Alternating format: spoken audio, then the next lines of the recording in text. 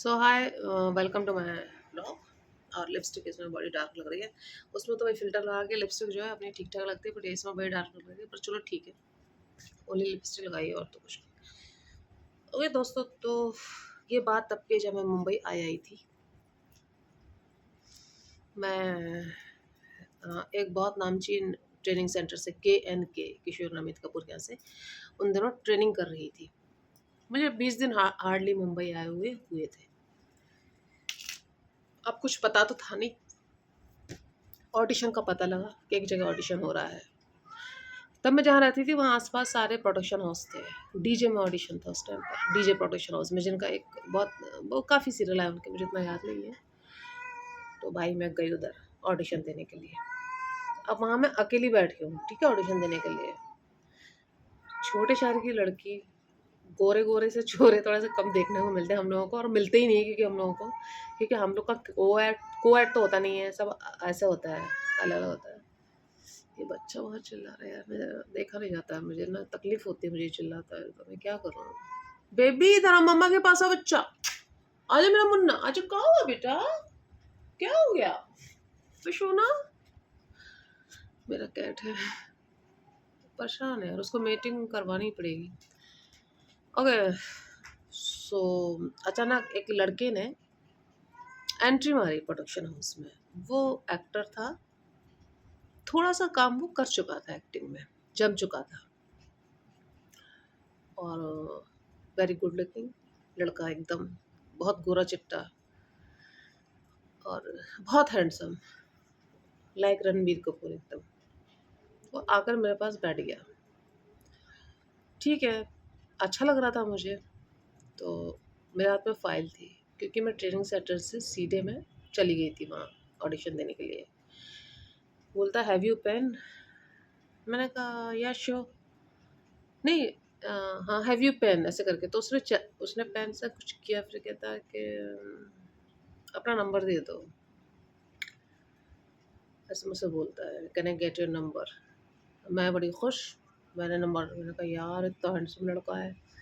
वो टाइम पे एकदम टीनेज थी, एज ही बहुत कम थी, तो कैसे लड़के अच्छे लगते, सुंदर सुंदर से, गोरे गोरे से अच्छे लगते ना वो टाइम पर। ठीक है चलो, नंबर नंबर दे। रात को 11 बजे उसका फ़ोन आ रहा है। मैं PG में रहती थी, मुझे एकदम मना कर दिया मेरी आंटी ने। मैं कह रही 11 बजे के बाद अलाउ नहीं है बाहर जाना। भैया अपन मन मार के रह गए बिल्कुल उस टाइम पर। फिर मिले, मुलाकातें हुई, बातें बातें हुई, और पता नहीं मुझे कहाँ कहाँ लेकर गया। कहता कि चलो कहीं घूमने चलते हैं। वो मुझे बीच पे लेकर गया। मुझे नहीं पता था कि वहाँ बीच पर मतलब यही सब करते हैं लड़के लड़के, किस वगैरह करते हैं। वहाँ मुझे लेकर गया और बातें बातें हम लोग करते रहे, और मतलब कि ऐसे थोड़ा सा क्लोज आने की भी मुझसे कोशिश कर की। आफ्टर दैट अब मैं भाई छोटे शहर की लड़की, मुझे क्या पता है कि क्या है क्या नहीं है ना, कि भैया यहाँ क्या चलता है, यहाँ दोस्ती में ही ये सब कुछ चलता है, मैं नहीं जानती थी। तो मैंने एक दिन उसे कह दिया, बड़े शर्माते शर्माते, मुझे लग रहा था वो तो लौट जाएगा मेरे सामने एकदम। मैंने बड़े शर्माते शर्माते बोला, मैंने कहा आई लव यू। तो वो चुप रह गया। तो मैंने उसको देखा, मुझे बहुत वियर्ड लगा, बहुत अजीब लगा मुझे। मैंने कहा क्या हुआ, तुम नहीं करते क्या। तो कहता नहीं। तो मुझे यार ना बहुत तेज गुस्सा आया, और मैंने उसी वक्त बीच पे बैठे थे हम लोग, डे का टाइम था, उसके मुंह पर एक थप्पड़ मारा और मैं ऑटो में आ गई। लेकिन दैट टाइम ना आई वाज सो इनोसेंट। मेरा कैसा सीन था कि मैं इसको बस कैसे भी अपने पास रखूं, अगर ये नहीं कर रहा है तो ठीक है, कोई बात नहीं। अब वो मुझे इतना आगे तक लेकर चला गया था कि मुझे लगता था मैं बस इसको कैसे भी करके अपने पास में रखूं। तो मैंने कहा चलो ठीक है, दोस्त हो तो दोस्त है, आई एम सॉरी कि मैं तुमसे ऐसी बात कर ली। बहुत बेवकूफ़ बनती रही, बहुत बेवकूफ़ बनती रही। फिर एक बात पे वो लड़ाई हुई उससे। फिर मैंने हर तरह की कोशिश कर ली, हर तरह की कोशिश कर ली, नहीं माना वो। और मुझे समझ में नहीं आता था कि यार इसको क्या हो गया, ये कैसे ऐसे हो गया है। एकदम से उसने बात करना छोड़ दिया। फिर बीच में कहता है कि चलो ठीक है मैं तुमसे मिलूँगा। तो मैं तैयार वैयार होके जाने लगी, आधे रास्ते में उसका फ़ोन आ गया, कहता नहीं मैं तो तुमसे नहीं मिलूँगा, मैं नहीं आऊँगा मिलने के लिए। मैं इतना डिप्रेशन में आ गई, मैं वापस गाँव आ गई मैं। और करीब मैं 1 साल तक मैं बहुत डिप्रेशन में रही उसकी वज़ह से। और चलो हुआ तो हुआ, फिर उसने क्या कहा मुझे, लेकिन मैं उससे गाँव से भी फ़ोन करती रहती थी।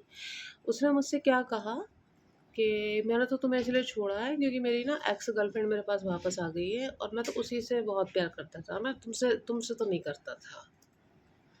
तुम तो मुझे बस सेक्सी लग रही थी, अच्छी लग रही थी, तो मैंने तुमको इसीलिए प्रपोज़ कर दिया, लेकिन मैं तुमसे कोई प्यार व्यार नहीं करता, प्यार तो मैं अपनी गर्लफ्रेंड से ही करता हूँ। अब आप थिंक, एक 19-20 साल के बच्चे पर उस वक़्त क्या गुज़री होगी। मैं खुद सोचती हूँ साले को, उसको चूतिए को रहम भी नहीं आया था। यही सब चीज़ों ने मुझे बहुत स्ट्रॉन्ग किया है और मैं गाँव में रही और बहुत ज़्यादा मैं स्ट्रेस में रही। उठता दिन होता था, सुबह होती थी तो वही, और दिल में ना एक अजीब-सा दिल डूबता रहता था। 24 घंटे ऐसा लगता था दिल डूब रहा है बिल्कुल। एकदम एक पेन सा होता था दिल में। दुःख, दुःख, बहुत दुःख, बहुत दुःख। फिर मैं मोमेंट वो याद नहीं करना चाहती, पर तुम लोग को बताना भी तो है ना? तुम लोग को सीखो इन सब चीज़ों से। आफ्टर दैट फाइनली 1 साल के बाद मैंने वापस मुंबई आने की हिम्मत की। मतलब उसने मेरी हिम्मत तोड़ दी थी। मैं मुंबई नहीं आ पा रही थी और आने के बाद मुझे पता लगा, उसने इस बीच कम से कम बहुत लड़कियों के साथ ऐसा किया। बहुत लड़कियों के साथ उसने, वो इतना नीच लड़का है, उसने हर लड़की के साथ ये खेल खेला। आज स्थिति वो है कि वो बिल्कुल अकेला है। बहुत फ़ोन करता है मुझे, मैं नहीं उसके फ़ोन उठाती हूँ, क्योंकि नंबर देखो उसका भी वही है, मेरा भी वही है। इनफैक्ट हम लोग एक ही प्लेस पे रहते हैं, मुंबई में एक ही जगह पे रहते हैं, लेकिन मैं उसके फ़ोन अवॉइड कर देती हूँ। अब वो मेरे लिए कोई मैटर नहीं करता। एक तो अब मैं थोड़ी मैच्योर भी हो चुकी हूँ, समझदार भी हो चुकी हूँ और मैंने उसको अपनी ज़िंदगी से निकाल के मैंने उसे फेंक दिया है। एक बार जो लड़की लड़की तो ऐसी होती है, लोग इन बातों की बड़ी हँसी उड़ाते हैं कि लड़की एक बार निकाल देती है फिर नहीं आती। ये हकीकत है, लड़की एक बार निकाल देती है ना तो फिर कभी वापस नहीं आती। जो लड़की रियल लड़की होगी, अभी जो चीप लड़की होगी, जिसने तुम्हें सीरियस नहीं लिया होगा, तो वो तो तुम 10 बार भी बुलाओगे तो वो थूक के चाट लेगी तुमको। भैया हमारे जैसी लड़कियाँ तो नहीं चाट सकती हैं थूक कर, थूक दिया, थूक दिया।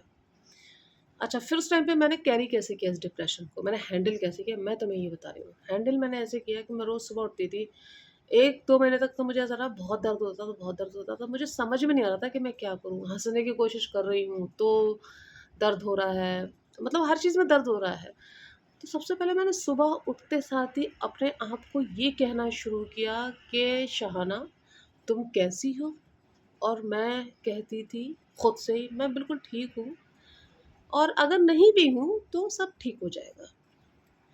और जब भी मेरे दिल में दर्द होता था, तो मैं अपने दिल को बच्चे की तरह बस समझाती थी कि ठीक हो जाएगा। थोड़ा हिम्मत मत हारो, सब चीज़ थोड़े टाइम में ठीक हो जाएगी। और इस तरीके से मैंने अपने दिमाग को ऑर्डर देना शुरू किया और बाकी चीज़ें ठीक हुई। और मैं मानती हूँ ये दर्द ऐसा होता है कि आपको लगता है कि अभी इसकी जगह कोई और आना चाहिए। आप किसी और को ज़बरदस्ती तो नहीं रह सकते ना, लेकिन अपनी ज़िंदगी में। देखो जिसको आना होगा वक़्त के साथ ही आएगा, और मैं तुम्हें एक बात और बता दूँ, तुम किसी और को अपनी तरफ ले भी लोगे ना, तो मालूम है क्या होगा फिर उससे? फिर उससे ये होगा कि कुएँ से निकल के खाई की तरफ जाओगे और तुम्हारे दिल में भी उसके लिए वैसी जगह, वैसा सम्मान और इज़्ज़त तुम उसे नहीं दे पाओगे। वो तुम्हारे साथ कैसा भी हो, लेकिन तुम उसके साथ फ़ेयर रहो। किसी के साथ भी फ़ेयर रहो। जो अच्छा आदमी रहता है ना, जिसने धोखा नहीं दिया होता है, वो तो बाहर आ जाता है। देखो मैं तुम्हें बता रही हूँ, मैं उस चीज़ से बाहर आ गई, लेकिन वो बंदा आज तक उस चीज़ से बाहर नहीं आ पाया। वो आज तक भी इस चीज़ से बाहर नहीं आ पाया। वो अभी उन्हीं सब चीज़ों में उलझा हुआ है ना? और बहुत लड़कियों को उसने धोखा दिया है। फिर मुझे पता लगा कि उसके लिए तो ये गेम ही था। उसे जो लड़की अच्छी लगती थी बस उसका नंबर ले लेता था, उसके साथ क्लोज़ ही हो जाता था और फिर छोड़ देता था उसको, और साफ कह के छोड़ता था।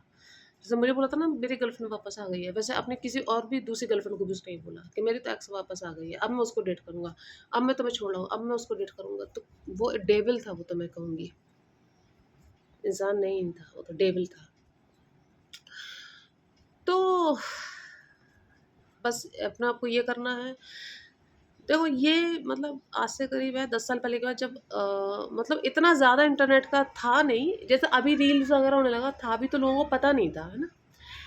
पता नहीं था लोगों को, तो भैया हम लोग के पास तो इतने साधन तब नहीं थे डिप्रेशन से निकलने के लिए, हमको बस अपनी सोचों में ही रहना था।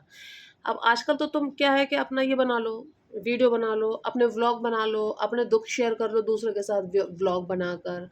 तो इस तरह से तुम अपने आप को ये कर सकते हो, अपने आप को मतलब उस चीज़ से, दर्द से बाहर निकाल सकते हो।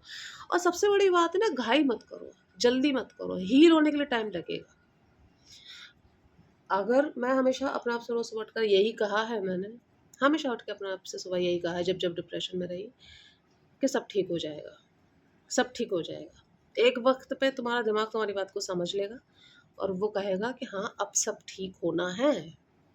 तो दिमाग को तुम्हें इस तरीके से ऑर्डर देने पड़ेंगे कि अब सब ठीक हो जाएगा। और दुखों से मत घबराओ, तकलीफ हमें सिखाने के लिए आती है। तो दुखों से घबराओ नहीं, दुखों को एक चुनौती समझो, इसका सामना करो, तकलीफ का सामना करो डट कर। अगर तकलीफ से घबरा जाओगे तो क्या सब अच्छा चाहिए ज़िंदगी में, तो फिर ज़िंदगी जीने का क्या मज़ा है। उनसे पूछने जाकर जिन्हें सब कुछ मिल गया, वो सबसे ज़्यादा परेशान है जिन्हें सब कुछ मिल गया। अब सब कुछ मिल गया तो अब क्या। अब ये जो जितने भी रिच लोग हैं, इनने हर तरीके से ज़िंदगी जी ली, सब करके देख लिया, इनके जीने की चाहत ही, ख्वाहिश ही ख़त्म हो गई। इसलिए देखना रिच पीपल जो होते हैं ना, वो डिप्रेशन में बहुत आते हैं। क्यों आते हैं?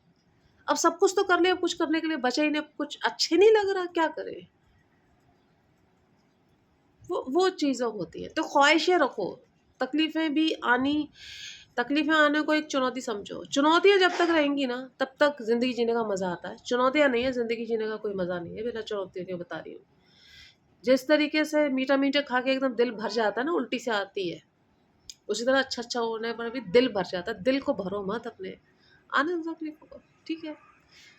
मैं तो सीखती हूँ यार, अब मैंने देख लिया है कि लोगों को अब मैं सीखती हूँ बस। और मुझे मुझे मेरे ही एक्सपीरियंस ने ऐसा बना दिया है चीज़ों में, मेरी ज़िंदगी में हुई है, मतलब सबकी ज़िंदगी में होती है यार, मैं तो उनको चुनौती समझती हूँ। और मैं कहती हूँ चलो मेरी सोल की ग्रोथ हुई है उससे। तो ज़िंदगी ने ऐसा बना दिया है कि अब मुझे कुछ से ये कहने का फ़र्क नहीं पड़ता है। मैं किसी से बहस नहीं करती फालतू में, घर वालों से भी नहीं करती, सच बता रही हूँ। घर में अगर कोई बहस करता है ना मुझसे, तो फिर मैं चुप रहती हूँ, बोलते रहो। मुझे अपनी एनर्जी, मैंने सोच लिया, मुझे अपनी एनर्जी अभी गलत जगह देनी नहीं है। ब्रेकअप से तुमको निकलना है, उसके लिए रोज़ अपने आप को तुम्हें बोलना पड़ेगा कि भाई हाँ सब ठीक हो जाएगा। कोई क्रिएटिविटी पे वर्क करो, ये जो अपना वीडियो वगैरह है इस पे बनाओ, कंटेंट बनाओ। आप घर में रहकर आप अकेले भी कंटेंट बना सकते हो। 3-4 कैरेक्टर पकड़ लो, ठीक है। आपको मेकअप वेकअप नहीं करना उसके हिसाब से, आप सिर्फ बोलो उस हिसाब से, चाहो तो कोई फ़िल्टर लगा लो, है ना। कंटेंट बनाओ, फिर पूरा दिन आपका मोबाइल में ही चला जाता है। लाइक्स देखो, ये देखो, फिर थोड़े से लाइक्स अच्छे आते हैं ना, थोड़ा सा अच्छा लगता है कि हाँ चलो आप कुछ और बनाना है। अच्छे नहीं आएंगे लाइक्स अगर, तो फिर ये सोचो कि अभी कैसे बनाना है, मतलब कि आगे क्या करेंगे अच्छे लाइक्स है। तो अपने ग्रोथ की तरफ ध्यान दो। दूसरा छोड़ के गया तो गया, अब क्या कर सकते, गया तो है ना। अब अपने आप को भाई संभालना तो है। तो यही मंत्र सबसे बड़ा होता है कि भाई अपने आप को रोज़ बोलो सब ठीक हो जाएगा, सब ठीक हो जाएगा। और तुम चमत्कार देखोगे, सब ठीक हो जाएगा। कि चीज़ें देखो, एक बात हमेशा याद रखना, वक्त कभी एक जैसा नहीं रहता। वक्त की एक खासियत बदल जाता है। अगर वक्त आज ऐसा है तो वक्त कल ऐसा नहीं रहेगा। कल बुरा था तो आज अच्छा है ना। अच्छा है, अच्छा, ये तो जिंदगी में चलता रहता है यार। छोटे बच्चों को समझना थोड़ा मुश्किल होता है, मैं मानती हूँ 20-22 साल की उम्र में ये समझना थोड़ा मुश्किल होता है। लेकिन मैं ये कह रही हूँ कि आजकल के बच्चों के पास करने के लिए बहुत सारी चीज़ें हैं, बहुत सारी क्रिएटिविटी है, जो वो घर बैठकर कर सकते हैं। उन्हें कहीं बाहर निकलने की ज़रूरत नहीं है, कहीं सीखने की ज़रूरत नहीं है। आप घर में बैठ के मूवी देखो, ये देखो, वो देखो। आपको मन को आप कहो कि मन नहीं लगता है, लेकिन करना पड़ेगा। आप खुद को ये सोचो कि आपको ये करना पड़ेगा। किसी दूसरे का सहारा मत पकड़ो कि भाई वो मुझे छोड़ के गया तो मैं तेरे कंधे पे सर डाल लूँ। दूसरा फ़ायदा उठाएगा कि कोई तुम्हारा दुःख बाँटेगा ना, तुमको कमज़ोर देखता ना, हर कोई फ़ायदा उठाएगा तुम्हारा। अपना सहारा खुद बनो, अपने लिए खुद स्टैंड करो। चलो, थैंक यू सो मच। और अच्छा लगा हो तो लाइक कर देना, सब्सक्राइब कर देना। Love you.